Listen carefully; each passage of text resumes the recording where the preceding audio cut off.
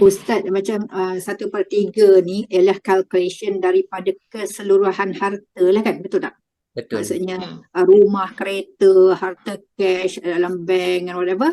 Satu per betul, tiga tu calculation dia berkeseluruhan lah kan, nilai. betul. Keseluruhan Uh, nilai selepas dikeluarkan pengurusan jenazah, selepas dikeluarkan hutang, 1/3 tadi kita keluarkan daripada harta yang berbaki. Okey? Berbaki. Yang berbaki selepas hutang dengan pengurusan jenazah lah. Kebanyakan orang tak tahu pengurusan jenazah ni sebenarnya ambil daripada harta peninggalan si mati. Ramai orang tak tahu. Ramai orang bertanya tentang perkara ni pada ikhwan. Mereka terkejut bila ikhwan bagi tahu yang pengurusan si mati sebenarnya ambil daripada harta peninggalan dia. Bahkan dia tu dilebihkan. Dalam mazhab jumhur, semua mazhab yang lain lah, termasuk mazhab syafi'i, pengurusan jenazah adalah perkara pertama perlu dikeluarkan daripada harta si mati. Kecuali mazhab Hambali saja. Hambali akan melebihkan hutang dah. Sebab sekarang mungkin sebab ada khairat tu Ustaz. Ada khairat kematian Khairat tu masjid. dia selepas Tak apalah. Kalau ada macam tu tak apa dah. Tapi kita tak ambil sebagai ilmu lah. Ilmu kita yang mana kalau tak ada khairat pun ambil daripada harta peninggalan si mati. Yang itu memang dipanggil hukuk muta'alliqah bitarikah. Hak-hak yang terikat dengan harta pusaka. Dia ada 5 hak ataupun 6 hak. Yang pertama sekali pengurusan si mati. Dalam 3 mazhab. 3 mazhab mengiktiraf pengurusan si mati. Yang pertama perlu dikeluarkan daripada pusaka si mati sebelum dibahagikan faraid pengurusan si mati. Nombor 2, hukuk ainiyah. Hukuk ainiyah ni maknanya barang-barang orang lain yang ada di rumah si mati yang si mati pinjam. Periuk ke apa yang nampak ni. Yang nampak jam ke apa ke. Motor mana orang. Yang tu dia kena bagi. Kita kena bagi balik. Kemudian, duyun mursalah dipanggil. Duyun mursalah ni hutang-hutang lah. Kalau mazhab syafi'i dia ada hutang dengan Allah, hutang dengan manusia. Dia berbeza antara mazhab-mazhab lah. Kira yang hutang manusia tu lah yang penting. Manusia dengan Allah di atas asas musamahah. Maknanya Allah boleh ampunkan bila-bila masa. Tetapi kalau hutang antara Hutang dengan Allah manusia macam dengan mana? manusia, dia yang memerlukan duit. Terkait dengan harta pusaka dia macam tu.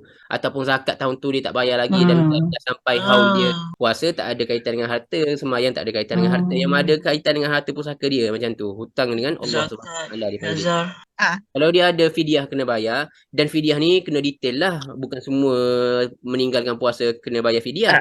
Kena detail, yang tu kena detail. Jadi kita cakap dulu kalau contoh dia ni wajib ada fidyah bagi dia, kan? Dalam kes dia ni wajib ada fidyah bagi dia, kena keluarkan lah daripada harta peninggalan dia, kena keluarkan sebelum dia bagi faraid. Faraid lah sekali kena ingat.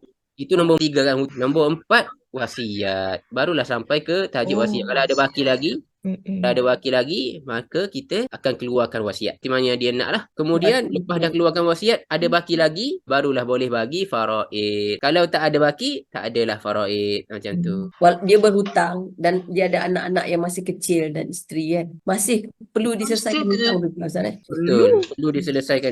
Kerana faraid adalah hukum Allah Subhanahu Wa Taala yang dicipta Allah untuk menyampaikan hak kepada pemiliknya. Hak kepada pemilik yang pertama yang ada pada harta itu adalah pemilik hutang. Kita kena sampaikan hak hutang ni kepada pemiliknya dahulu. Hutang tu bukan harta si mati, harta orang lain kena bagi. Dia akan jadi faraid. Dia akan jadi waris hutang. Maknanya orang pewaris yang menerima tu menerima hutang. Dia perlu bayar balik kepada orang sana. Baliklah. Kalau dia terima pun dia kena bayar balik pada orang sana. Sebab itu bukan hak dia. Dia tidak boleh mewariskan harta orang lain. Dia kena mewariskan harta dia. Dan hutang bukan harta dia. Macam itulah kita faham macam tu. Ustaz, kalau dalam wasiat dia tak mention pasal hutang, tiba-tiba dah bagi through faraid, kemudian ada orang claim hutang dengan family tu. Macam mana tu? Macam kita bincang tadi, si mati tu berdosa kerana pada hak dia menulis wasiat adalah wajib. Kerana dia mempunyai hutang antara dia dengan manusia yang tidak diketahui oleh orang lain. Jadi kalau ada saudara-saudara kita yang nak meninggal ke, kita kena ingatkan dia, kau ada hutang dengan siapa? Kalau kau ada hutang dengan orang, kau wajib tulis. Wajib, kena tengok kalimah wajib. Kata wajib, maknanya kalau dia tak tulis hutang dia dengan orang lain dan orang tak tahu tentang hutang tersebut, maka dia berdosa.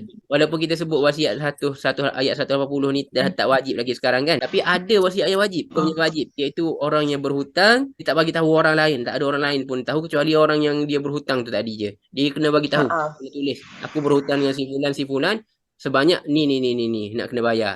Dia wajib tulis. Ya ayyuhallazina amanu idza tadayantum bidainin ila ajalin musamma faktubuh.